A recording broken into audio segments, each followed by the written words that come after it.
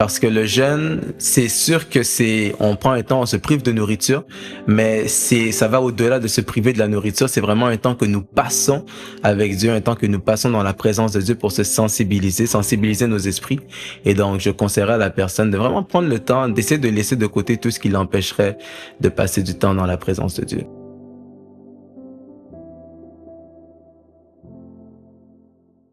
Bonjour prophète. Bonjour Exaucé. Shalom guys. Alors, on a une première question pour vous. La première question est de savoir pourquoi la plupart d'églises attendent cette période pour commencer le jeûne et la prière, particulièrement les 21 jours. Pourquoi?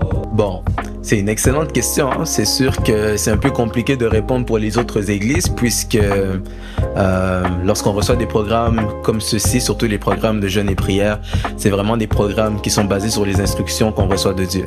Donc, si ça venait à parler en ce qui nous concerne, Cléna, je dirais que c'est un programme que Dieu nous a permis de faire en fin d'année parce que même lorsqu'on regarde le nom Oméga 21, c'est pour expliquer que c'est 21 jours qu'on fait à la fin de l'année, Oméga. Et donc, c'est un programme que Dieu nous permet de faire à la fin de l'année pour préparer le début de l'année qui va commencer.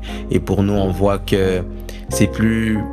On prépare l'année qui arrive avant d'entrer dans l'année. Donc voilà pourquoi nous faisons le jeûne et prière à cette période-ci. Et pourquoi avez-vous choisi le nom Oméga 21? Qu'est-ce que ça signifie? Parce qu'il y a des gens qui aimeraient savoir pourquoi Oméga 21. Oméga 21, un peu comme je l'ai mentionné, 21 c'est pour les 21 jours et Oméga c'est pour parler du terme qui définit la fin. Et donc lorsqu'on parle de Oméga 21, c'est vraiment pour parler de 21 jours que nous prenons avec Dieu à la fin de l'année. Lorsque le Seigneur m'a parlé pour la première fois de ce programme en 2022, il me montrait le verset de Genèse 1, verset 5, qui dit que ainsi il y eut un soir et il y eut un matin, ce fut le premier jour.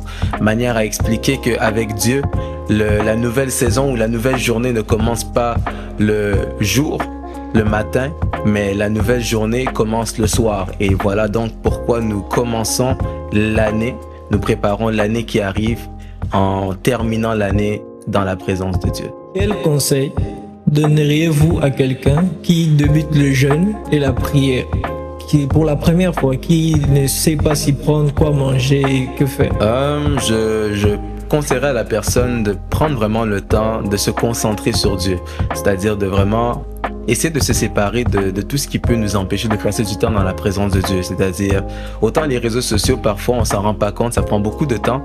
Donc c'est vraiment peut-être de remplacer les temps qu'on prend à passer sur les réseaux sociaux, à passer sur les applications.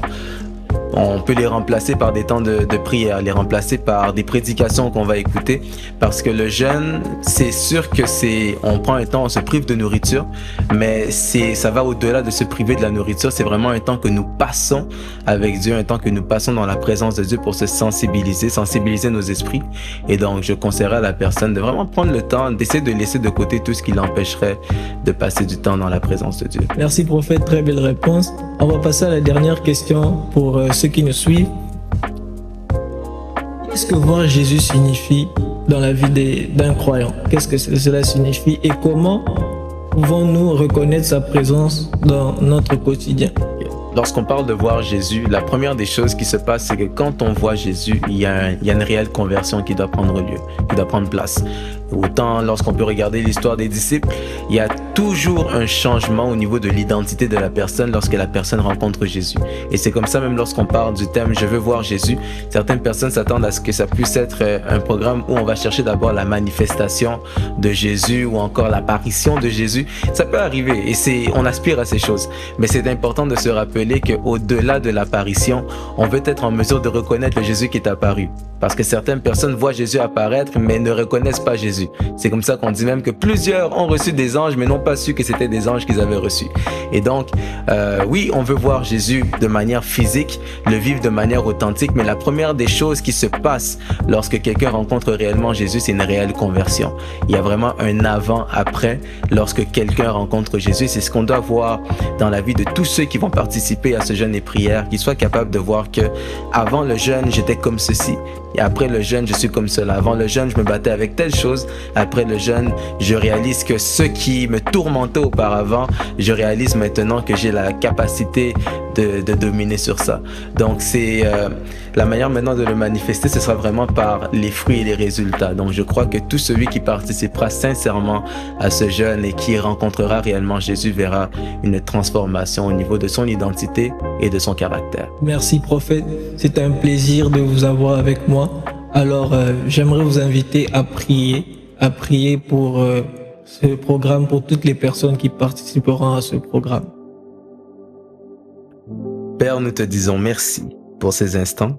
Merci pour la vie de tous ceux qui ont suivi ces instants, qui ont participé à ce podcast.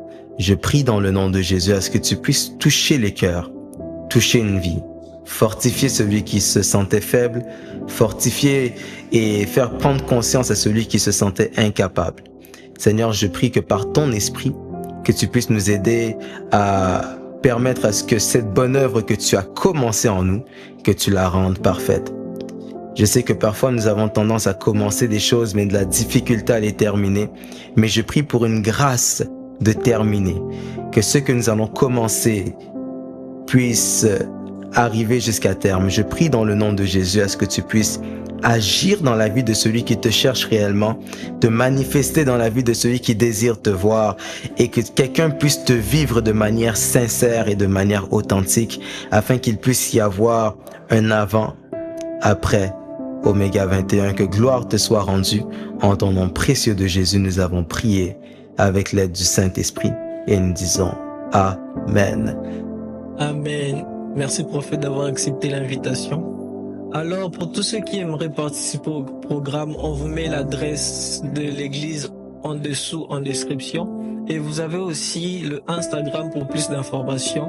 N'hésitez pas. Merci beaucoup. Ciao, ciao.